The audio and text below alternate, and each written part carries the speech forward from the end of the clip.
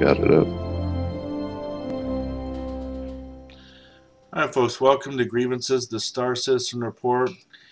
Glad to be bringing you the biggest news about the most successful Kickstarter campaign ever for a game, at least, and coming to you this past 2.5 years. So every second Saturday, so like 6 p.m. Central Standard Time.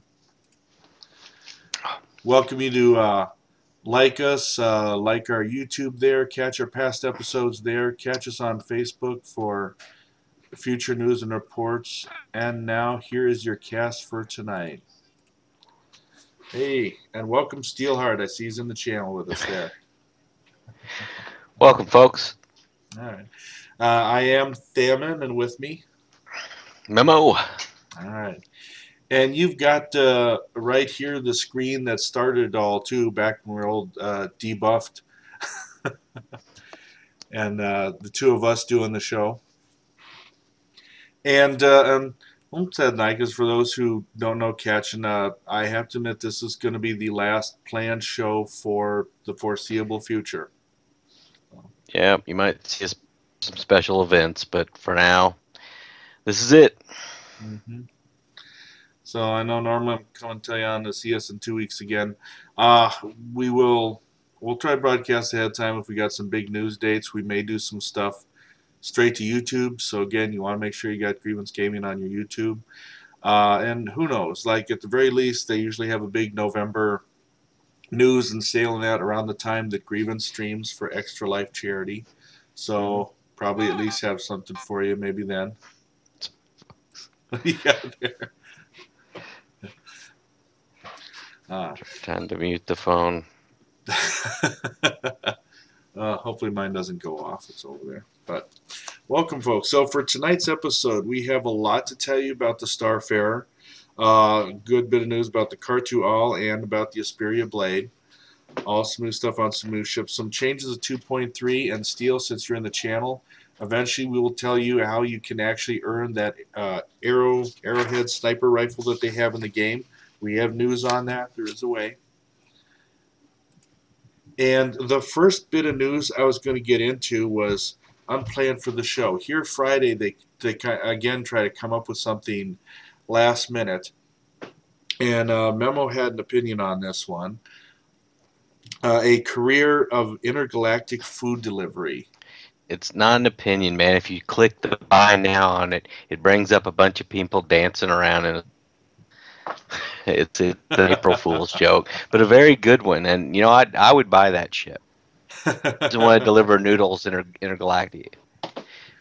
He doesn't want to deliver noodles all over the galaxy. Yeah, like how they decked out that Reliant.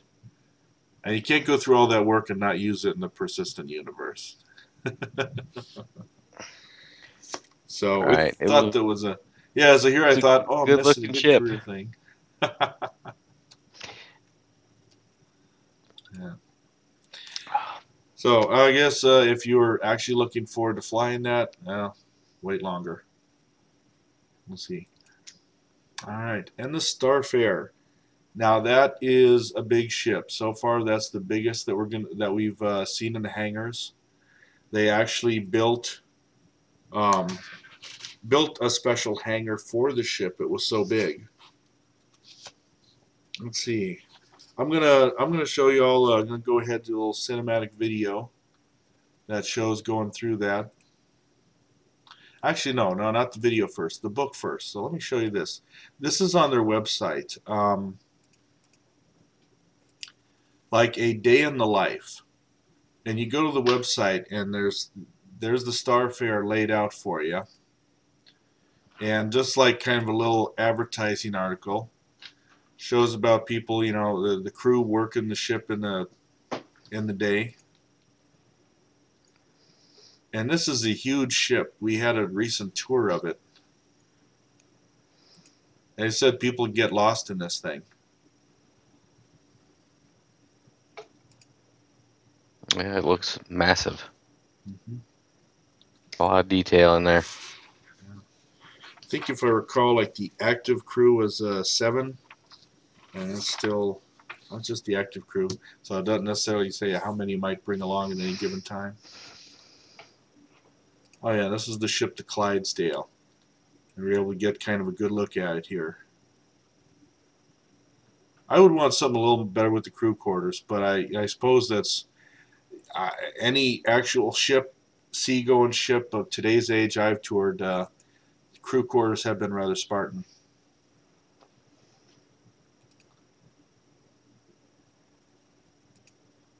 All right.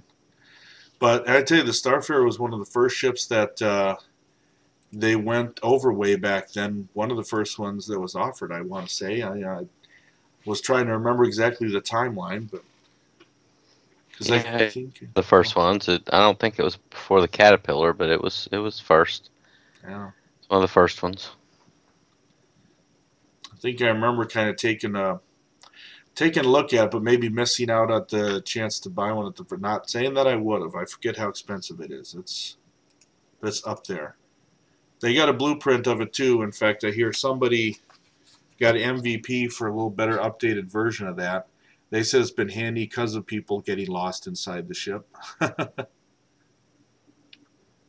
Yeah, like I say, my favorite was the Hornet. You can't get lost in that thing.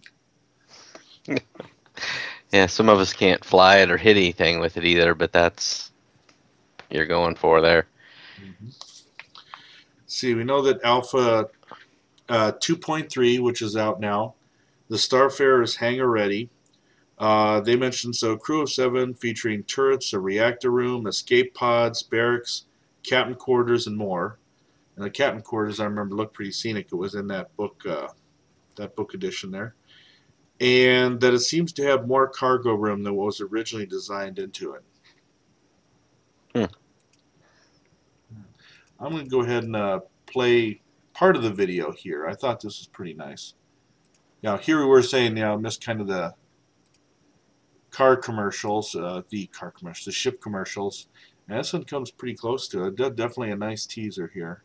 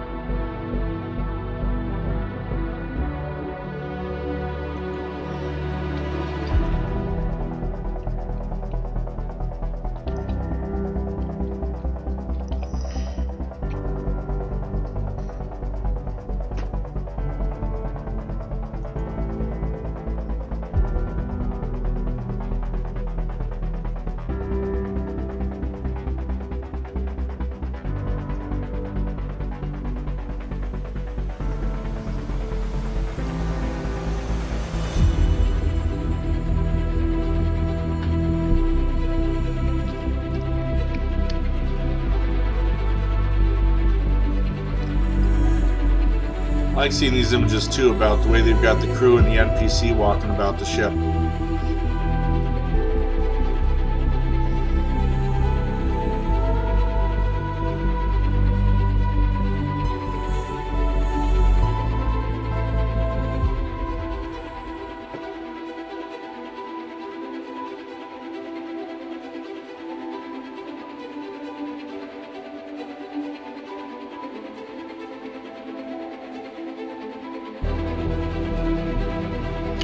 All the smoke coming from there. That looks a little suspicious. The reactor. Yeah, that's when the reactor core things are a little foggy.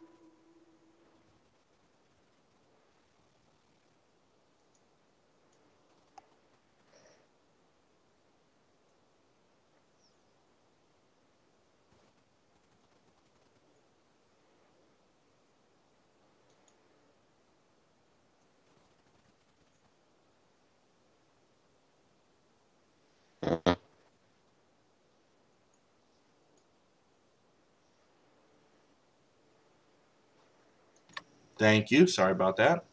I was muted. You got to have that at least one more time, I guess, before the series ends. Yeah. Can you do the Darth Vader breathing thing for us too? I mean, I might do. eh, So yeah, crew of 7. And Steele, so you didn't hear me say, Santa Monica is currently working on the Caterpillar, as well as new ships they can't reveal yet. But they didn't say more than that. But I'm going to keep you on here longer, Steele, because you'll find out how you can win one of those free sniper rifles. You got to wait a little bit, so later in the show. I'll have them hooked on here. All right. So also the Starfarer's price has increased since the original concept sale. They said prices will go up $300, and it will increase again when it becomes flight ready. It's available in the Pledge store until April 4th. It comes with the industrial hangar and 6 months insurance. But everyone has a Starfarer in their hangar for the weekend, so they've asked us to enjoy it. I'm assuming you still got to go in the Rebel and York version. I think that's where it's at. I believe so. But so, hey, everyone has that ship in their hangar. They can go in and explore it right now and get lost in it. Hopefully, get some pictures on the forums here. Folks, check it out. All right. So, patch 2.3 is out. And I'll grab something here. Another thing aside from the Starfarer that we're seeing now is the Khartu-Al is now flight ready. So folks get to enjoy that one that pitched in for it. 2.3 also, as you saw, the Starfarer. Plenty of last-minute balance, and the component conversion also is continuing to come online with different power plants now. I was trying to remember how many folks in our guild went for that Khartu-Al. I remember there was an interest. I don't know how many grabbed it. And here I was sharing this memo earlier. I saw this Facebook comment. My Khartu is fantastic at killing Vanduul, much better than my Vanguard.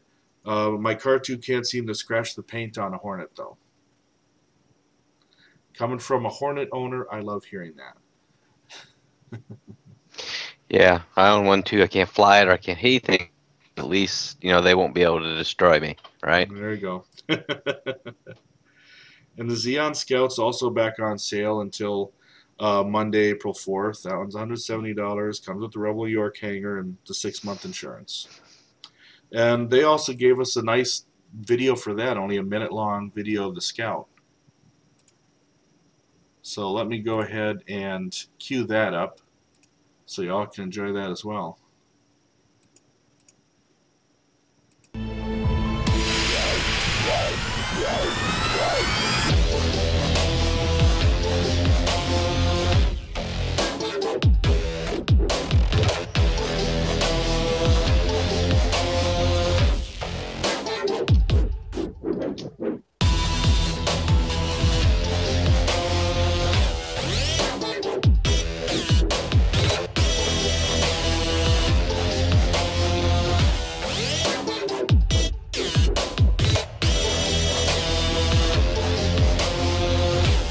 What am I looking at here?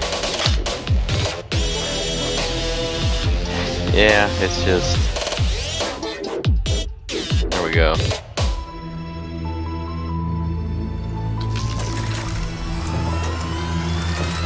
So this is one of our first more alien ships that we can now fly around.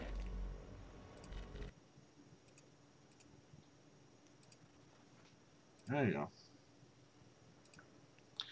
I'd say, I was trying to think of it, because as far as the alien ships go, I mean, up to this point, you had some that were partially influenced by it, like the Freelancer, mentioned had some alien tech on it. No, I suppose you had the Vanduul. People could fly the Vanduul ones already. So sorry, stole my own thunder there. But now, finally get to fly this Xeon ship.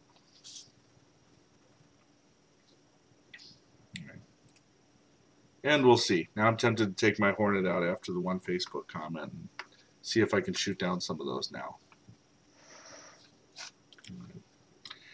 How about power plants? That was also something that was new with 2.3 here. There you go. So there's a new system for power plant components. They've made 2 general purpose power plants available in the Voyager Direct Store today. Well, when they announced this. These components power the systems of your ship. All current Mm. ships have generic plants that replicate the power generated before the patch, and these 2 new designs are upgrades. Now, yeah, here's the part I don't like coming up. Are upgrades which can be mounted on all variants of the Avenger, Aurora, Mustang 300, Hornet, except Super Hornet, Gladiator, Gladius, M50, and Merlin. Why not the Super Hornet? Yeah, why not? I mean, you should be able to put anything you want on the Super Hornet. Yeah, hopefully that means we're destined for a bigger one. I'd like to think that, anyways. But A bigger one's always better. Go with that. gosh, and all ships have been retrofitted with generic power plants to provide the same level of power that they possessed before. And they mentioned the name of these. Like I'm kind of cycling here: the Aegis, Regulus, and the Amon and Reese Overdrive. So Hmm. you want to give one of your ships a power plant boost. Now something else is available here. Steel's just maybe they already have one. Hopefully, I know the Hornet is. And like a little while ago, they had to kind of do some work on it because the Hornet's power plant wasn't quite providing enough power for all the when you got all the guns firing and all that. So, but he brings up a point. Maybe one. Well, we'll see. I'll be looking forward to whatever I can mount on that. Although my wallet's been rather tight with Star Citizen lately, I've been able to avoid temptation for a while.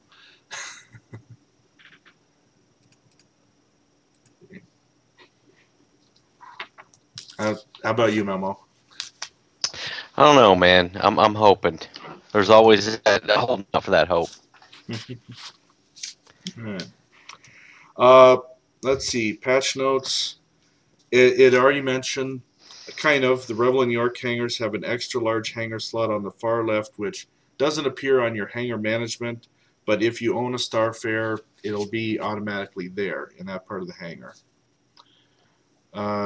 2.3 features additional security AI around Port Alisar to deal with wanted players. Yellow salvage sites are lit by green flares. I guess I haven't visited one in the universe yet, so I'll check it out.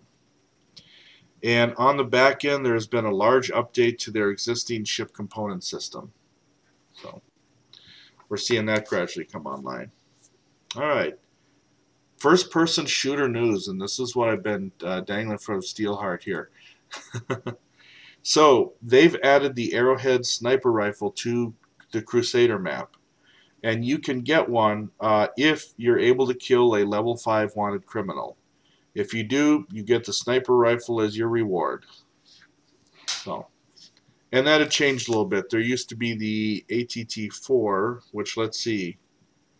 The Clausen Werner ATT-4 energy rifle, which was previously awarded for killing level 5 wanted criminal, is now available on Karaya. Now, by available, I means I'm assuming that means, though, you have to go out, survive everyone to get to it and grab one or something. They've added the Devastator 12 shotgun to Crusader, and Crusader is our baby persistent universe right now. The Kovalex PI mission now rewards the Devastator 12 shotgun. And those weapons can also be found as random salvage finds in the Yellow Asteroid Field. So we're starting to see salvage come online, too. Yeah. So does that mean I'm going to be able to smash things up in the box, tear them into pieces, and make money with them? That's kind of what I was wanting to do. Yeah, you'll be able to bring that Retaliator along, hopefully soon. Not Retaliator. No. Your ship. Reclaimer. Reclaimer. You had me at the R there. Squash up all those bits and pieces, make an ice cube of them, and take them to the recycle bin. Now think about Memo. That Starfarer is pretty huge. We just saw the size of it and been treated to it. That Reclaimer is larger. You're going to get Well, maybe lost I'll on your have own to ship. take it in chunks or have a whole fleet of retaliator of reclaimers. And I was just thinking it just means your ship, though, is going to be that much bigger and you'll get lost on it. Right. And can't wait to see that one come along. And there you go. Chance for people we know to get themselves a sniper rifle, a shotgun, and a different means of getting that energy rifle. All right. And this is one thing I love to read, some of the bug fixes that came with 2.3. Because sometimes they put some pretty laughable gems in here. First one, fixed an issue where a creepy shadow lurked around the incinerator in ArcCorp. I think they should keep that one in. That's different. I like that one. Fixed an issue where some of the table and chairs in G-Lock were out of position. It's a bar. Stuff gets mixed up. There's problems. Yeah. That's kind of what happens. Fixed an issue where the pirates for several of the research missions would destroy the objective before the player could reach it. They're pirates. Yeah, pirates. What pirates are going to do? Little scorched earth policy there. You know, for the player, not the pirate. Also fixed an issue where some of the pirates from the third research mission would not attack the player until fired upon. Honorable pirates, I guess. Honorable pirate. That's kind of a contradictory term, sir. Let's see. Also, here. Fixed an issue where self-destructing a ship on the Cryastral repair pad would leave the repair pad unusable. Well, I don't see how that's a glitch. Yeah, if somebody crashes on a repair pad, it's toast. But that'd be a griefing mechanism too, because you always have that one guy who's gonna ruin it for everybody else. Mm-hmm. Yeah. Keep flying back and blowing up repair pad after repair pad over the course of this game. Okay. What else we got here? Fixed an issue where the Million Mile High Club wall decal was inside the nearby fish tank. A glitch? Or is that not a glitch? I say, yeah, what happened last night at the club?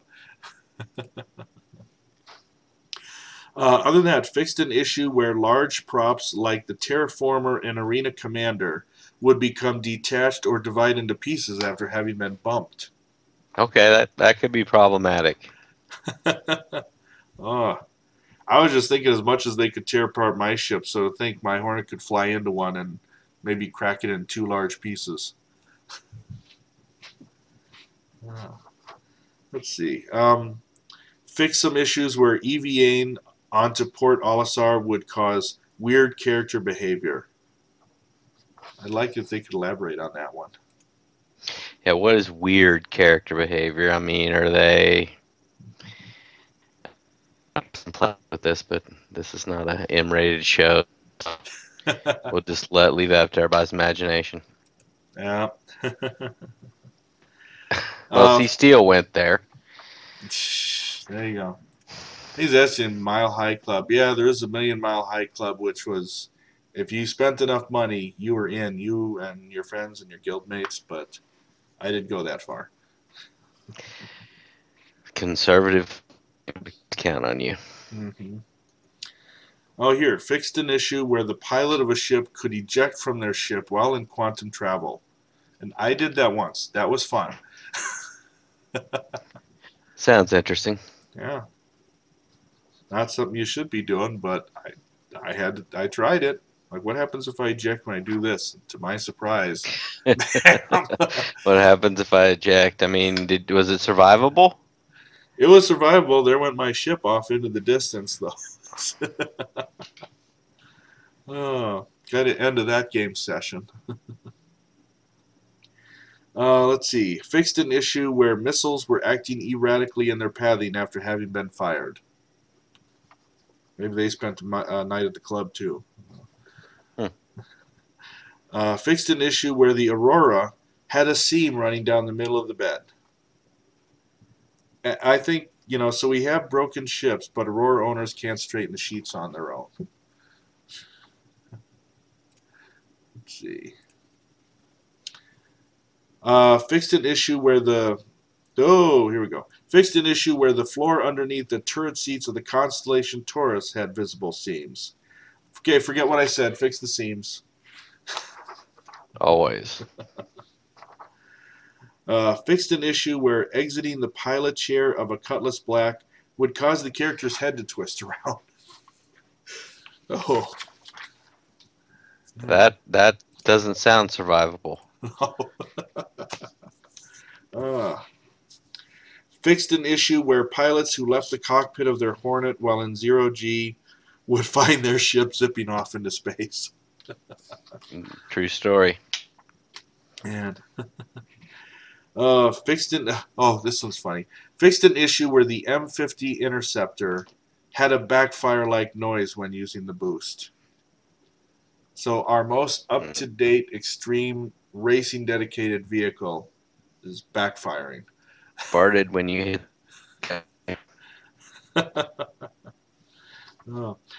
Fixed an issue where the engineering station of the Retaliator was not displaying the power readouts. Fixed an issue where characters could exit the Vanguard Warden by running into the cockpit of the ship and jumping up. Okay, I could see that as a bad bug. No jumping in the cockpit. They take that rule very. You'll be evicted from the ship if you jump in the cockpit. Oh, and that's interesting. Fixed an issue where the LH-86 pistol would float in midair if the character is killed while holding it.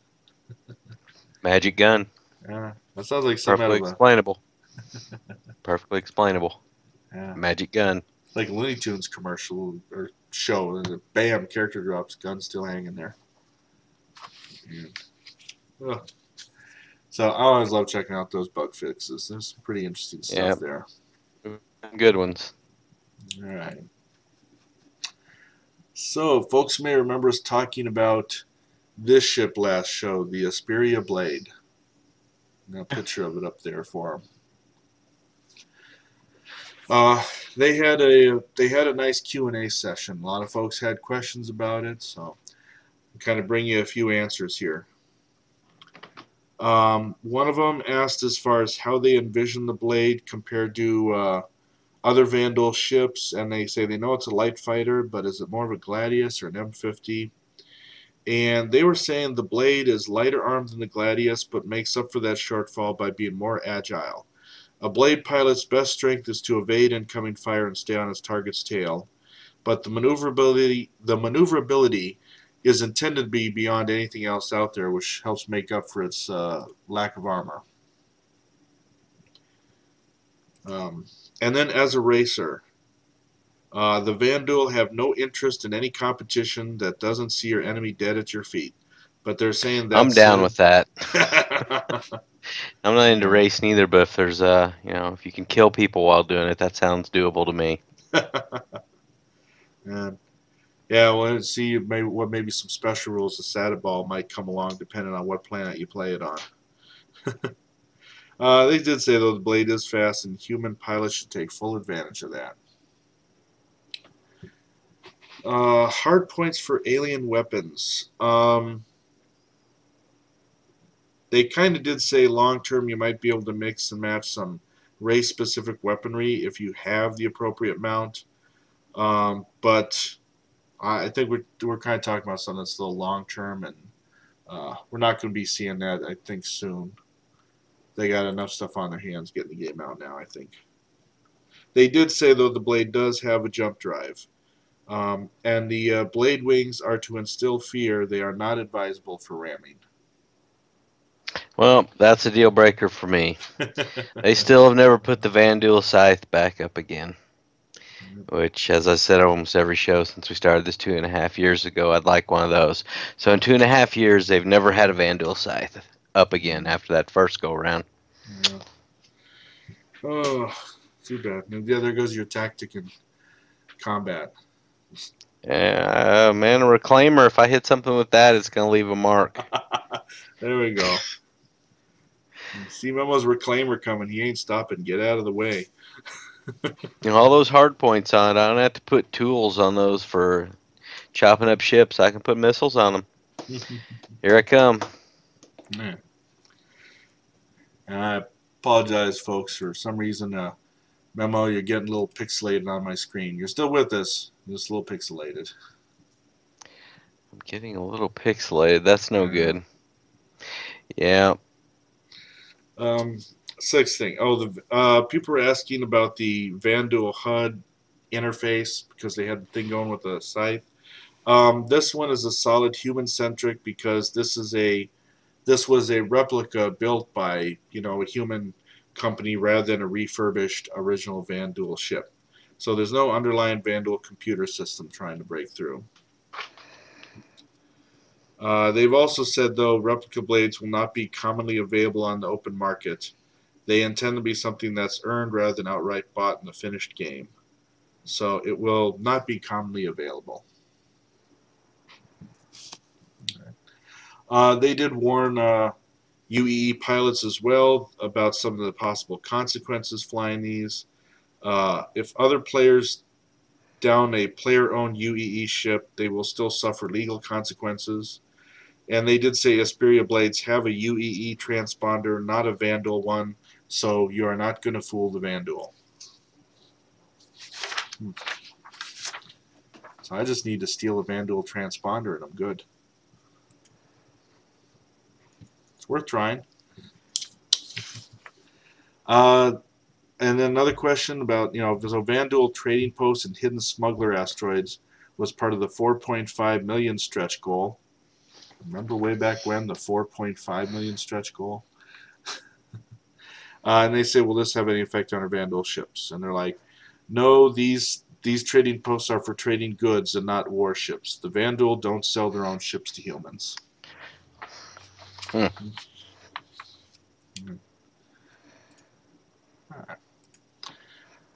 All right. Ready going for a little around the verse, this latest one? Or any other comments on this Esperia ship?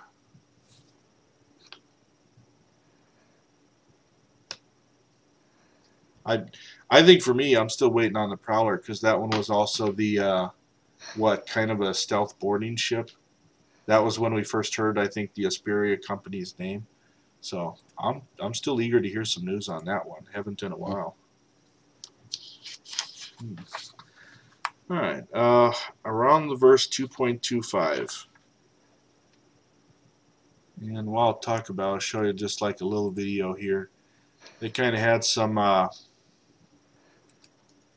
little bit of background, kind of showing a little time lapse of Port Alisar, ships taking off in that.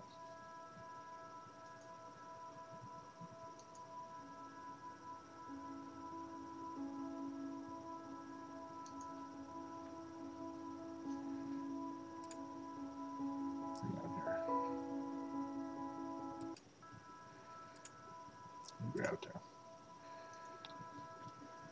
I thought that was pretty cool. It was definitely being a pretty busy port. Ben Lesnick was also hinting that they're still in the planning stages of Alpha 2.4, and he is hoping that it may include a step closer to persistence, but he's unsure.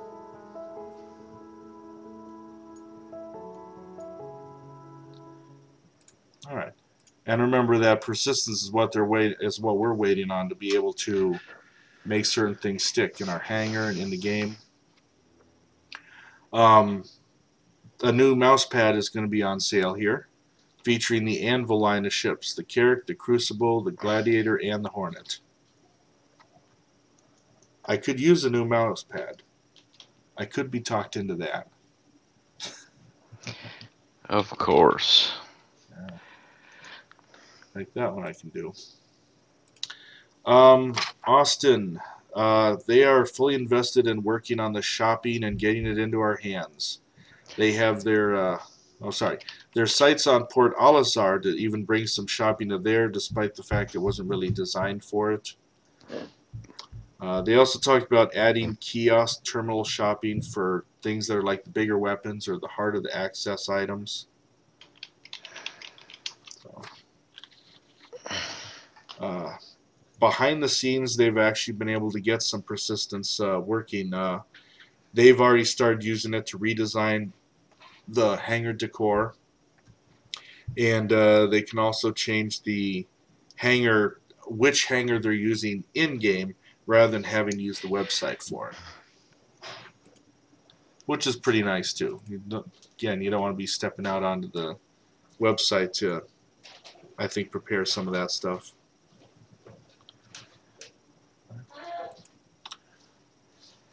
So I'm just kind of looking for something here too.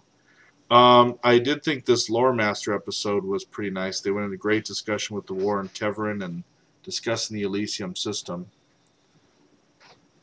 Even though I can't like sit there and watch too much of that episode, I loved what they've done with it. You know, so you get kind of that peek into the lore and everything.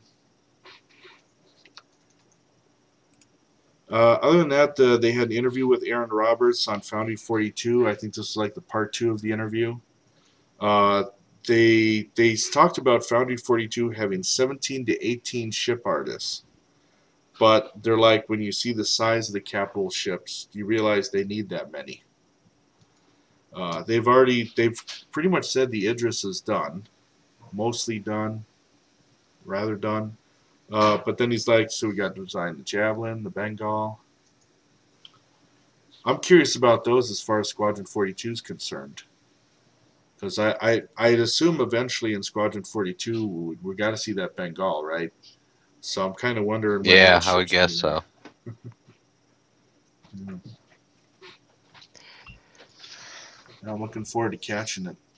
A little clip play in the background here that tells a little bit about their AI and subsumption. It was a pretty good look to kind of see what they're doing at this point with it.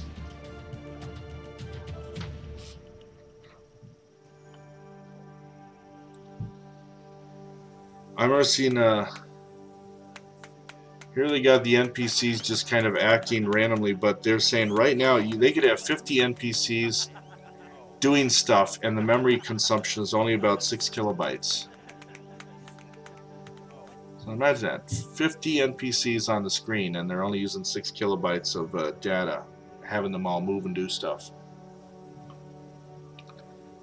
And they also kind of displayed how the NPCs walk around first without collision, and then after they add collision in. So we just get kind of an idea of their pathing.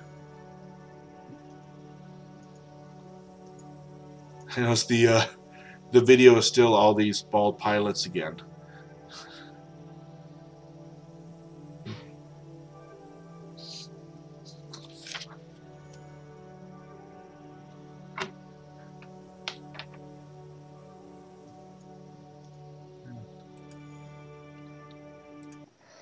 Alrighty.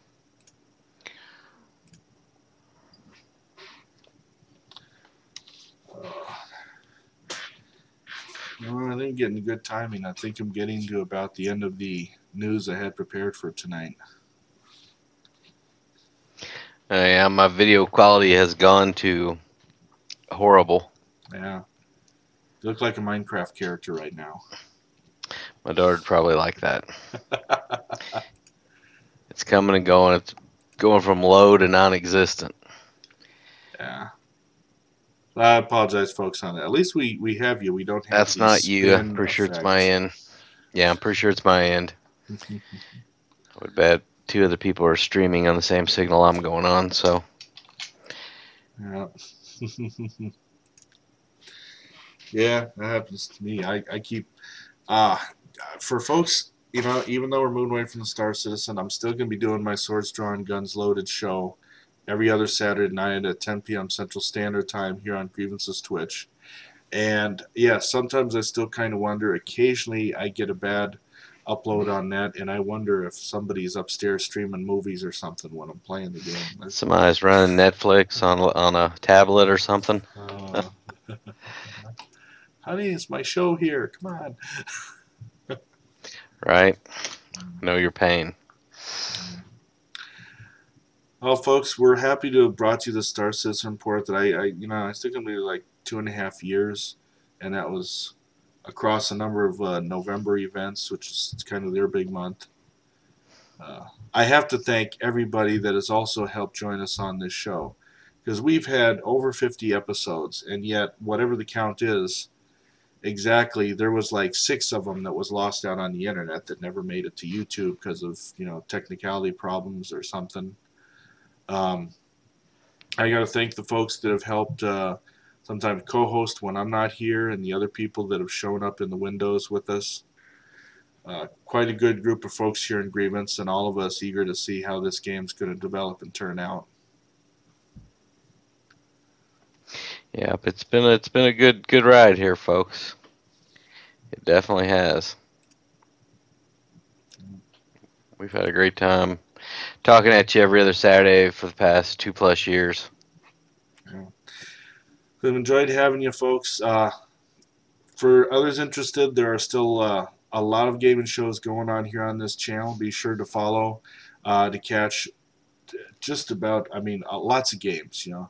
We've got Tiger Barb, Tig does some Neverwinter streaming. We got Bayaz doing shows a lot of times as well. We've got Grievance News, and we've got news with QuestCon. Grievance is hosting QuestCon next year in 2017, and we've got some big name celebrities of that, so you don't want to miss it. And if you're in Grievance, you don't want to miss that real life get together we have coming up in June. All right, buy those tickets. It sounds like those guys have a lot of meat to prepare. We're going to be, instead of the Friday night trying to get 80 of us into a reservation at a restaurant, it's going to be using the pizza oven out at the house. So, you folks buy your tickets. Absolutely. Deuce will be cooking, and for any of you who have thought, man, I really need to meet Thamin or Memo, we will both be there. Mm-hmm. We'll both be there. Where's your ticket? All of you out there. If you haven't bought your ticket yet, buy your ticket. Even if you can't make it, buy a ticket anyways, because you get a awesome Grievance t-shirt like this one if it's not too fuzzy to see. Let me type one thing quick.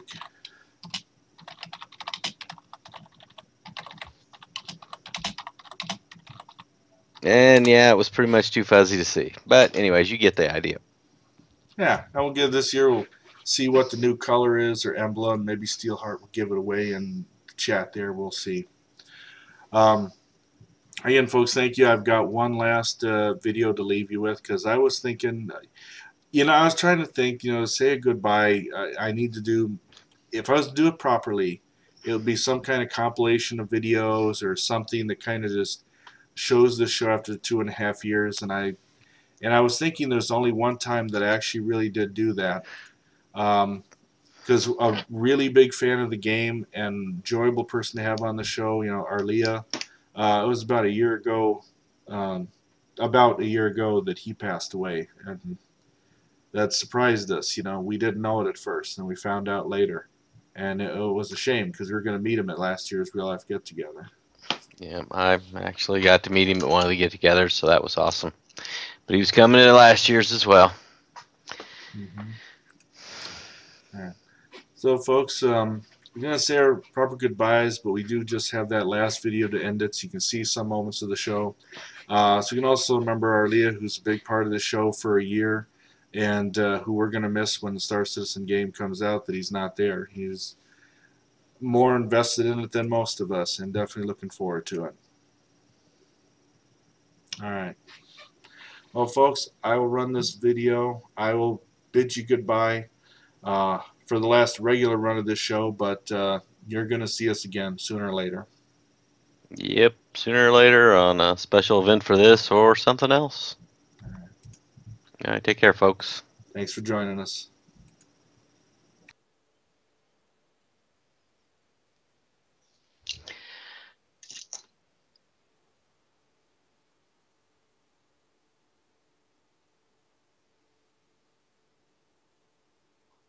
And right under me here, the man whose armada could destroy all 3 of your other hosts combined, Arlia. Go, can we hear 41 ships? Yes, 41. Yeah. Oh my God. And I'm believing that a few of them are going to be outside because there's not going to be any room.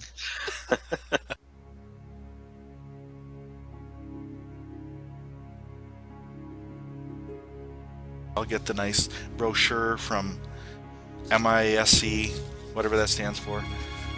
Musashi. I'm looking to Arlia because I know who knows what that stands for. Musashi Space Flight Concern. There you go. See, I don't have to remember what it stands for. I've got Arlia right here.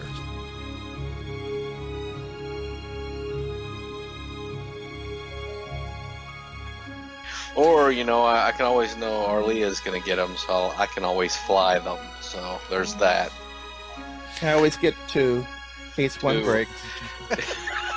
Just leave this in your hangar because it looks better than the furniture you're going to be able to put in.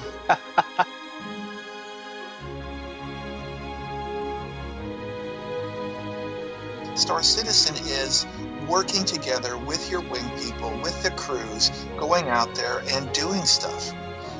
Well, this interest that we have now, that I have, is for the grievance. Right. Just bring it back the way you found it. Bring it.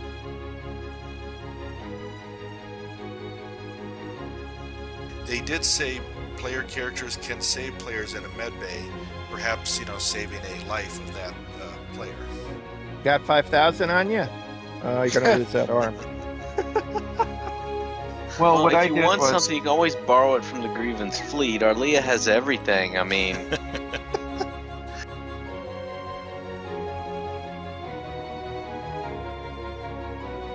somebody we know sent a fan gift out there. From the UK, we're just obviously busily finishing off the dogfight module, and we got actually a wonderful surprise here, sent by Alia Alista. You sent them a whole picnic, it looks like. Yeah, two Pampers. They have a lot of people, and I didn't know if there would be enough food for them. You're too generous. The other 2 offices got cookies as well.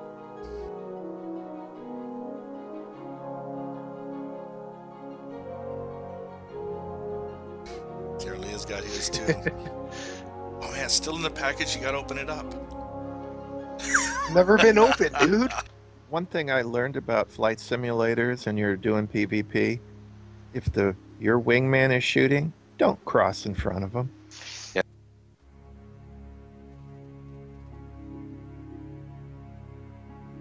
It's hard enough core that you could damage the engines enough so it doesn't move.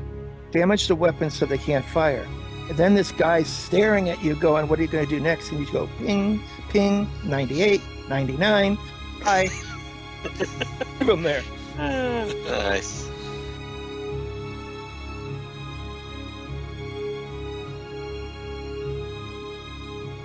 Star Citizen, Chris Roberts, that team is doing something that's pushing the envelope. And we as players need to go out there. We need to explore and do things. And this game is going to offer that.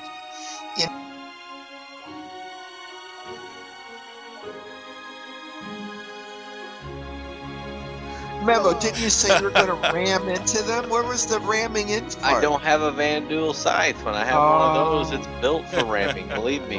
When I... the UE code, I think it has a reference to the old Starfire. Not Starfly. It was a TV show with Nathan Fallon. Firefly. How can you forget Firefly?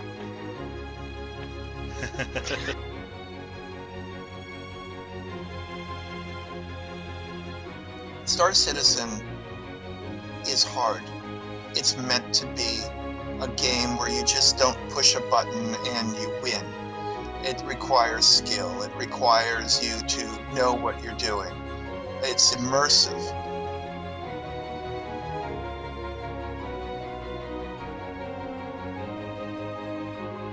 Well, when that Idris goes out the door, it's not going without a full crew. Most of the games I've always considered the character that I create, an avatar, an extension of myself. Though I play girl characters all the time, I like watching them run around. So, I'm a guy, I can't help it.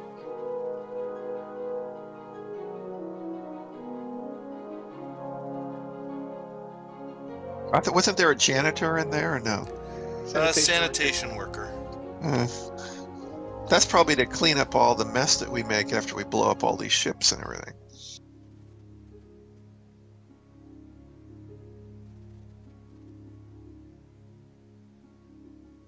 In Star Citizen, you better damn well care about your character because that's an extension of yourself. It's your skills that are manipulating yourself around that world, not just pushing a button and you fire a fireball out.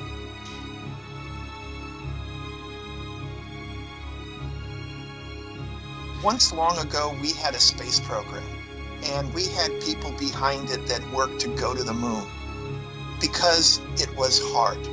Not because it was easy, and we lost people doing it, real people.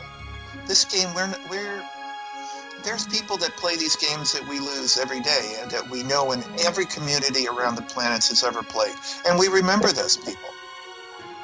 Games like this are for them because they had the initiative to say, I want to play this game because it's interesting to me. I think you should take a look at it and see what you think.